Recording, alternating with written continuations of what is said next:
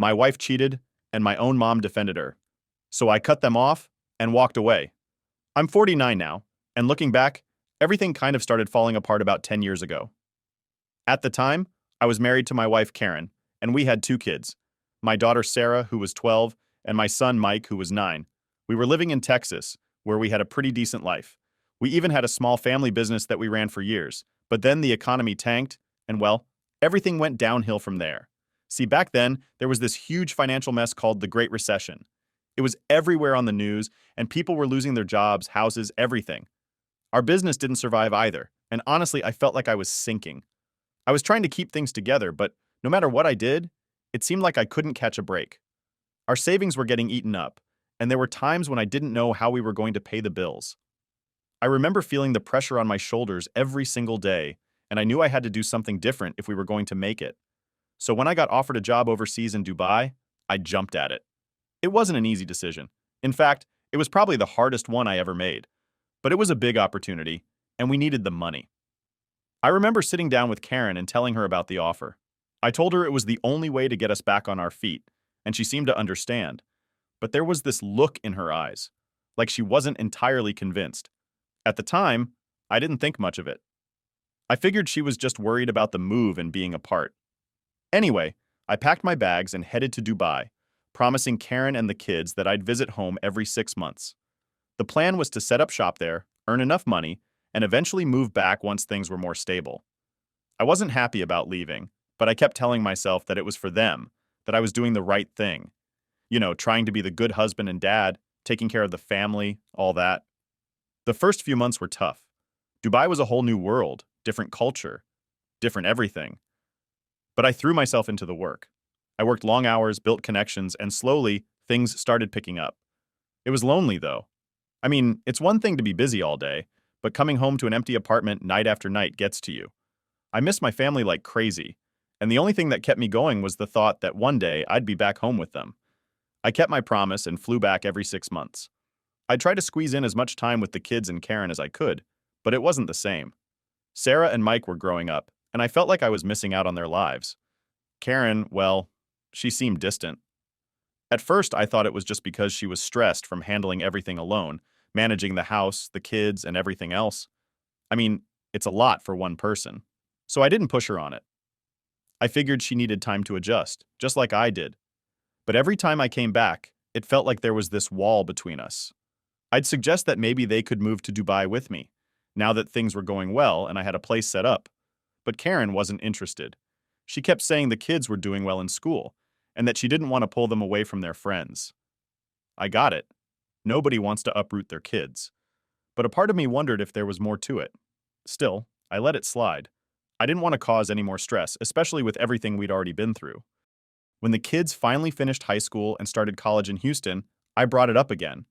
I figured it was the perfect time for Karen to join me. The kids were grown and they had their own lives now, so why not? But again, she shot down the idea. This time, she said she didn't want to leave her mom alone, that it would be too much for her to handle. I suggested that we could bring her mom with us to Dubai, make it a fresh start for all of us, but she just wasn't interested. At this point, I started to feel something wasn't right. I mean, I'd done everything I could. I built a life for us out there, and I was ready to have my family back, but she seemed like she didn't want to be with me at all. I kept trying to convince myself that she just needed more time, that maybe she was scared of the change, but deep down, it didn't sit well. I remember the last visit I made before everything started to really go south. I had this big plan, this idea that I was going to shut down the business in Dubai and move back to Texas for good. I thought it was the answer to all our problems. I mean, if the issue was distance, then the solution was simple, right? Just close up shop, head home, and everything would be fine. I thought she'd be happy, relieved even. But when I told her, she didn't react the way I expected. She seemed irritated, almost like she was annoyed with me. She said, "Why would you do that? You've worked so hard to set everything up there, and now you just want to throw it all away?" I was confused. I thought she'd be excited for me to come back, for us to finally be together as a family again. But instead, it felt like she didn't even want me there. That's when I started feeling this knot in my stomach, like maybe I was missing something. It wasn't just her reaction that threw me off. A day later, my mom called me up telling me the exact same thing. telling me not to rush back and that I was making a mistake by closing the business.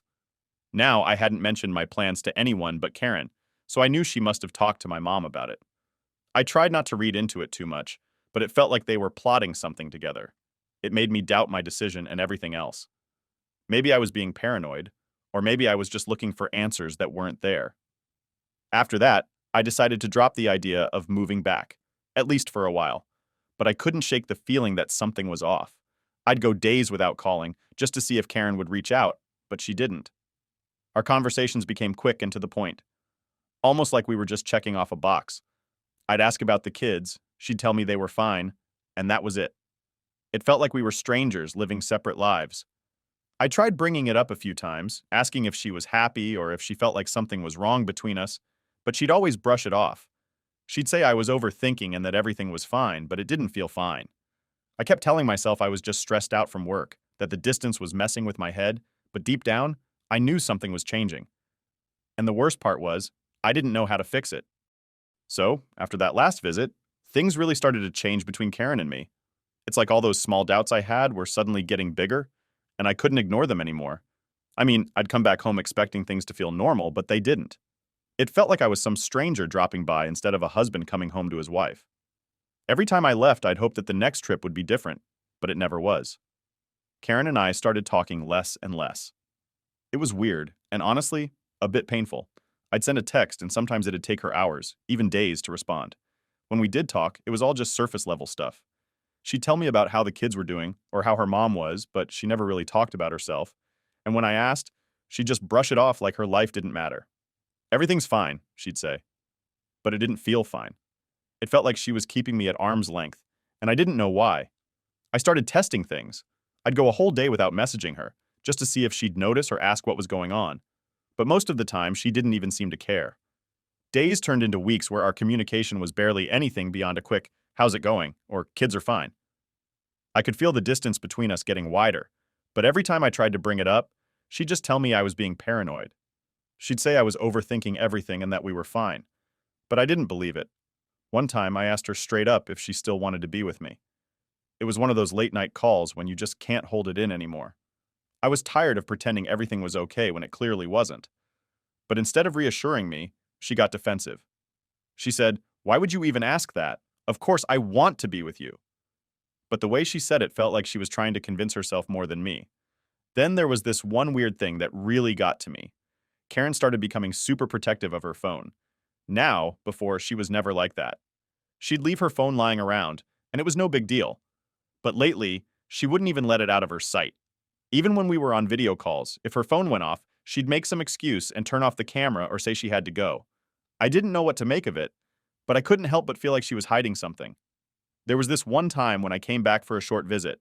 I was only home for a week, and I noticed she'd always keep her phone face down or take it with her even if she just left the room for a minute. It was little stuff, but it added up.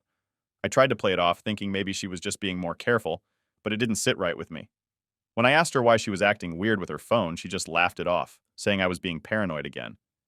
"You've been gone so long you're starting to imagine things," she joked. But it didn't feel like a joke. After that, I couldn't shake the feeling that something was going on. It's not like I wanted to think that way about her. I'd trusted Karen for years, and we'd been through a lot together. But everything was adding up, and it was hard to ignore. I mean, we'd spent over a decade married, and I thought I knew her better than anyone. But now, I wasn't so sure. What really got to me was how distant she was becoming. Not just emotionally, but physically. I tried to get close to her during that visit, hug her, kiss her, but she felt cold. Like she'd go through the motions, but it was like she was holding back. At one point, I even asked her if something was wrong, but she just shrugged me off. "I'm just stressed," she said. "There's a lot going on with the kids, and your mom's not doing great." She always had an excuse. It felt like she was putting up walls, and no matter how hard I tried to break them down, she wouldn't let me in. It made me start questioning everything. Was it me? Was it the distance? Or was there something else going on? Around that same time, my mom started acting weird too. She'd call me up out of nowhere, asking how things were going and giving me advice I didn't ask for. She told me I needed to focus on my business in Dubai and not worry so much about what was happening back home. Now, I love my mom, but it felt like she was reading from Karen's script. It was almost like they were in on something together. I know that sounds paranoid, but when your gut's telling you something's off, it's hard to ignore. One night, after a long day of work in Dubai, I was sitting alone in my apartment, thinking about everything. I was feeling really torn. On one hand, I wanted to believe that Karen and my mom were just worried about me and trying to help.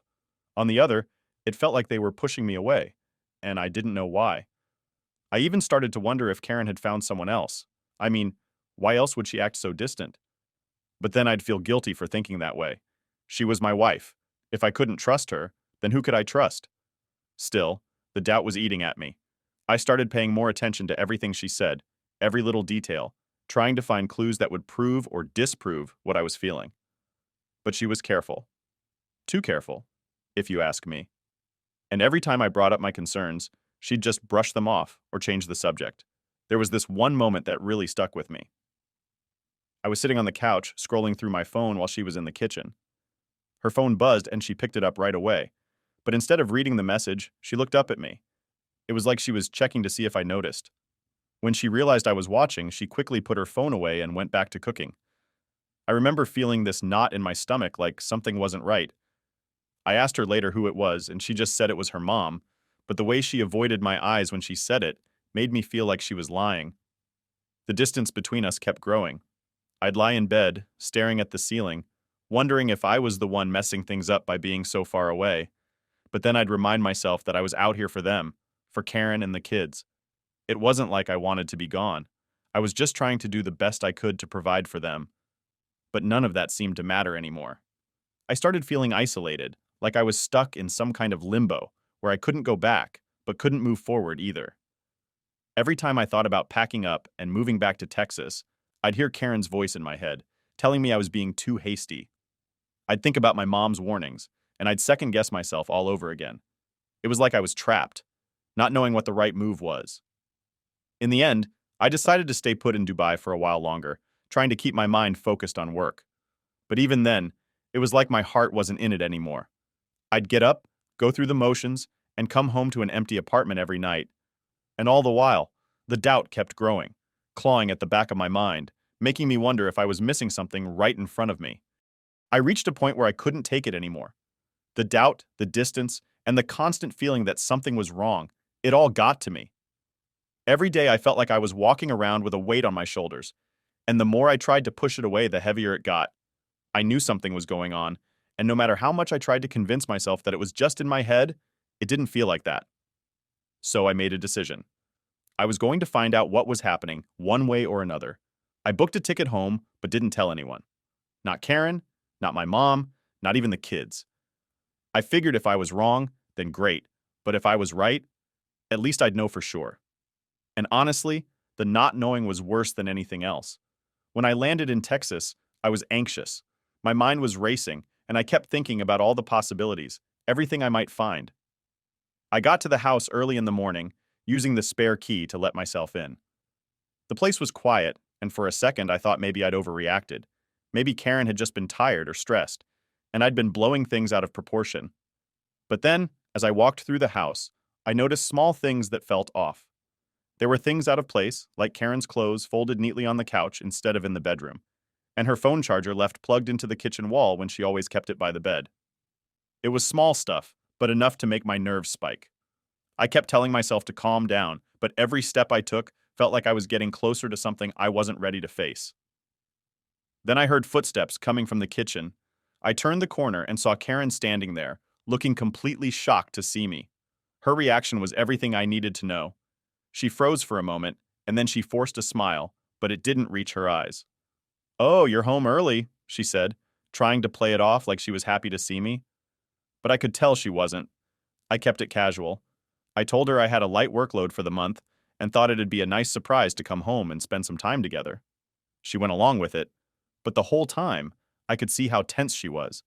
She was asking questions, almost too many, about why I didn't tell her I was coming and how long I planned to stay. It was like she was trying to figure out how much time she had to prepare or hide something. I shrugged it off, but inside I knew she was hiding something. Over the next couple of days, I paid close attention to everything. I tried to act normal, like I wasn't suspicious, but I watched every move she made.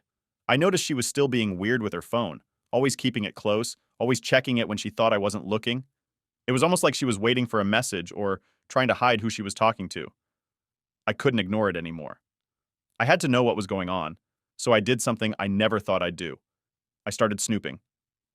When she was asleep or in the shower, I'd check her phone, but she had it locked up tight. No messages, no missed calls, nothing out of the ordinary. It was like she had wiped everything clean. I felt like an idiot, but it just made me more determined to get to the bottom of it. One night, while she was out running errands, I decided to take things a step further.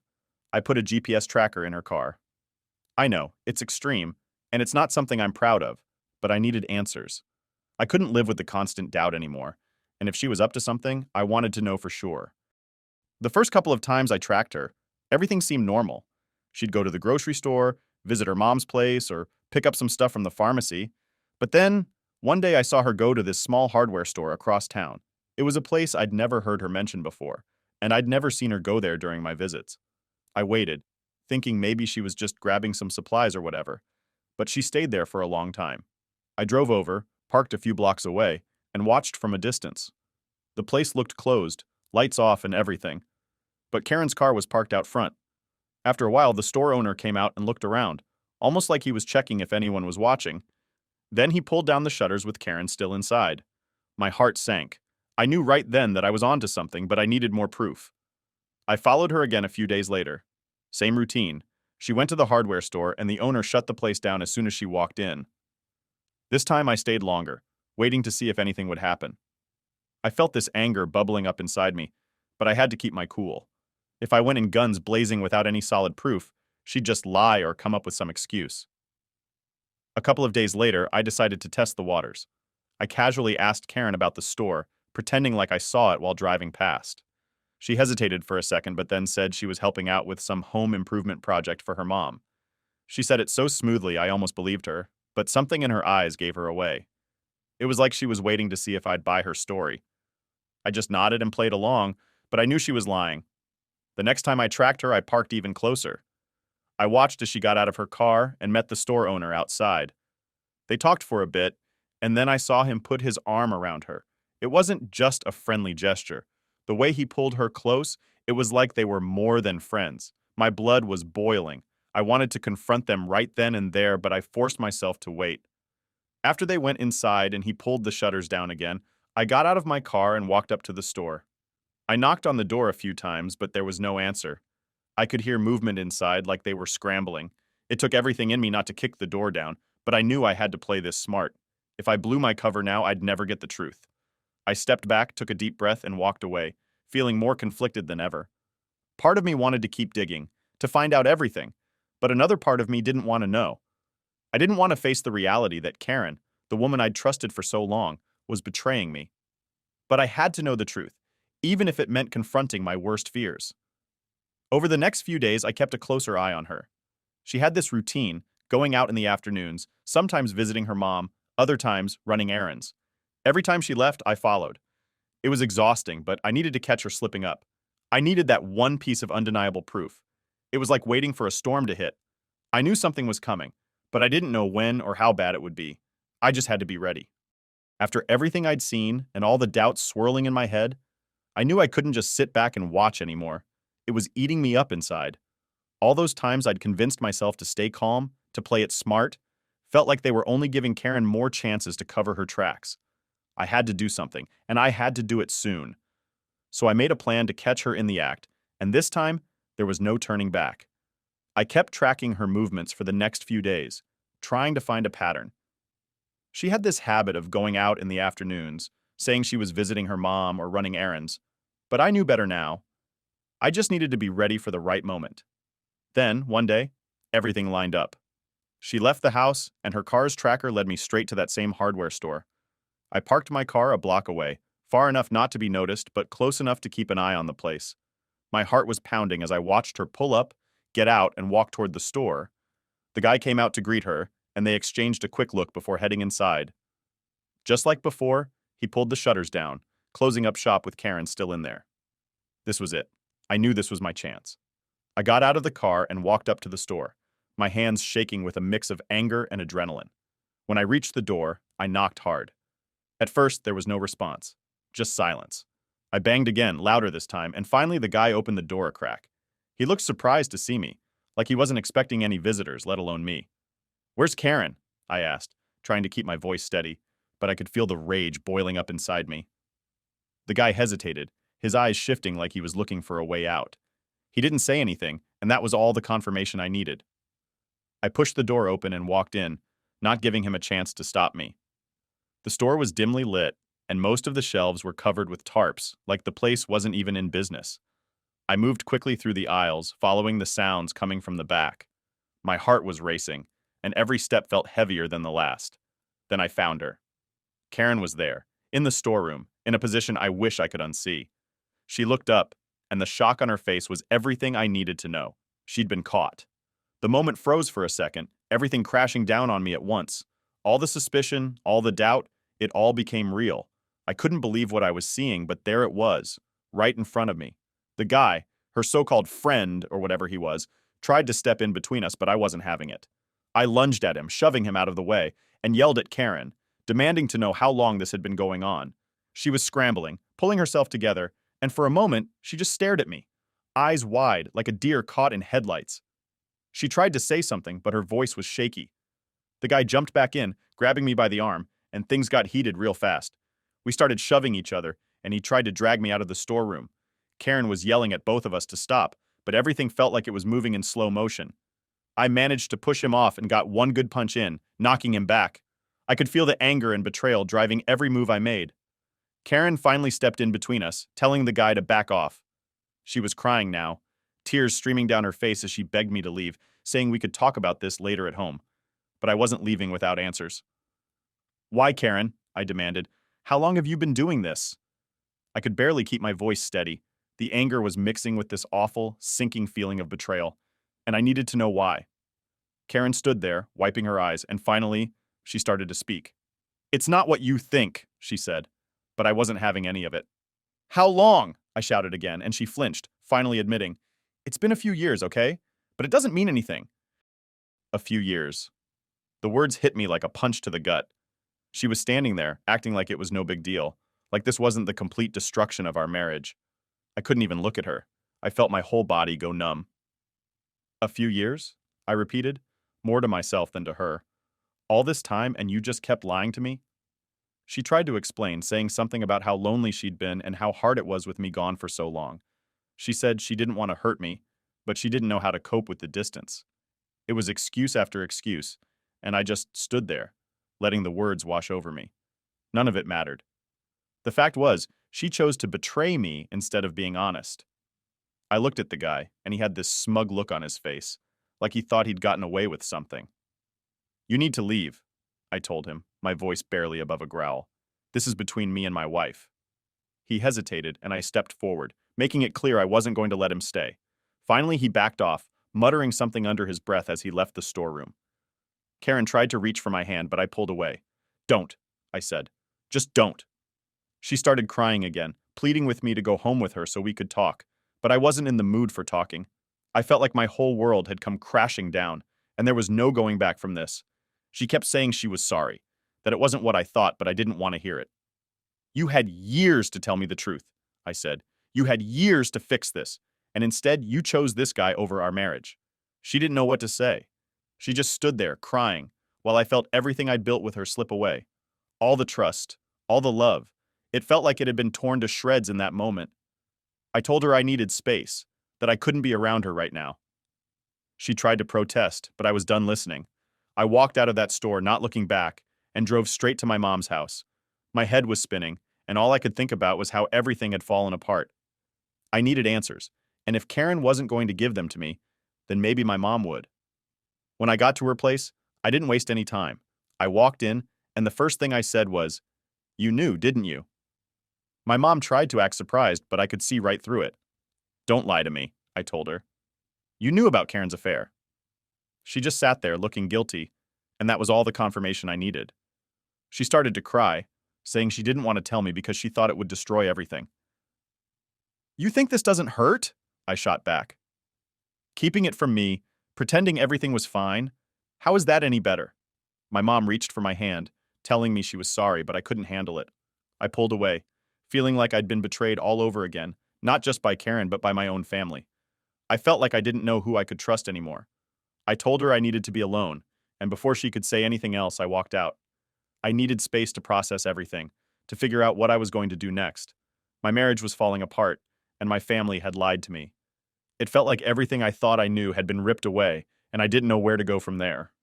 After leaving my mom's place, I drove around for hours, not knowing where to go or what to do next. My head was a mess, and everything felt like it was spinning out of control. I mean, how was I supposed to process all of this? My wife had been cheating on me for years, and my own mother had known about it and said nothing. It was like every single thing I believed in had been flipped upside down. I ended up parking by a small park we used to take the kids to when they were little. I sat there, staring at nothing, feeling like I was stuck in some nightmare I couldn't wake up from. Part of me wanted to go back to the house, to confront Karen again, to scream and yell and demand why she had thrown away everything we'd built together. But another part of me felt drained, like I didn't have the energy for it anymore. I was just done. For the next couple of days, I stayed at a cheap motel. I didn't tell anyone where I was. I needed time to think, to figure out what my next move was going to be. Karen was blowing up my phone with calls and texts, begging me to come back so we could talk, but I ignored her. She had her chance to be honest, and she blew it. I wasn't ready to hear any more of her excuses. My mom tried reaching out too, leaving voicemails, saying she was worried about me and that she was sorry. But every time I listened to her voice, all I could think about was how she'd looked me in the eye and lied, pretending everything was fine when she knew the truth. I couldn't get past that. It felt like my own family had betrayed me, and I didn't know if I'd ever be able to forgive her for that. On the third day, I decided to pack my bags and head to Houston. My daughters were there, living on their own, and I needed to see them. They were grown now, but they deserved to know what was going on. I didn't want Karen getting to them first and twisting the story to make herself look like the victim. I'd seen enough of that already, and I wasn't going to let her manipulate our kids. When I got to Houston, I met up with them at a coffee shop. They were happy to see me at first, but then they saw the look on my face, and I could tell they knew something was wrong. We sat down and I told them everything, the affair, how long it had been going on, and how my mom had known the whole time. I watched their faces change as the reality of it hit them. My oldest daughter, Sarah, was angry. She said she always had this weird feeling about her mom, that sometimes things didn't add up. She even mentioned seeing Karen act a little too friendly with some guy when she'd visited home once, but she brushed it off, thinking it was nothing. Now, it all made sense to her. My younger one, Mike, was quieter. He seemed hurt and confused, like he didn't know how to process it all. I could tell he was trying to stay strong, but I could see the pain in his eyes. He'd always been closer to Karen, and I knew this was going to hit him harder. I felt awful seeing my kids go through this, knowing that the family they thought they had wasn't real. It felt like I'd failed them somehow, like I should have seen the signs sooner. Sarah said she was done with her mom. She didn't want to hear any excuses and told me she'd already blocked Karen's number. She was furious, and honestly, I didn't blame her. But Mike, he was more torn. He didn't want to cut off his mom, even after everything. I told him it was his choice. I wasn't going to force him to take sides, but I reminded him to be careful. I knew Karen, and I knew she'd try to twist things to get him on her side.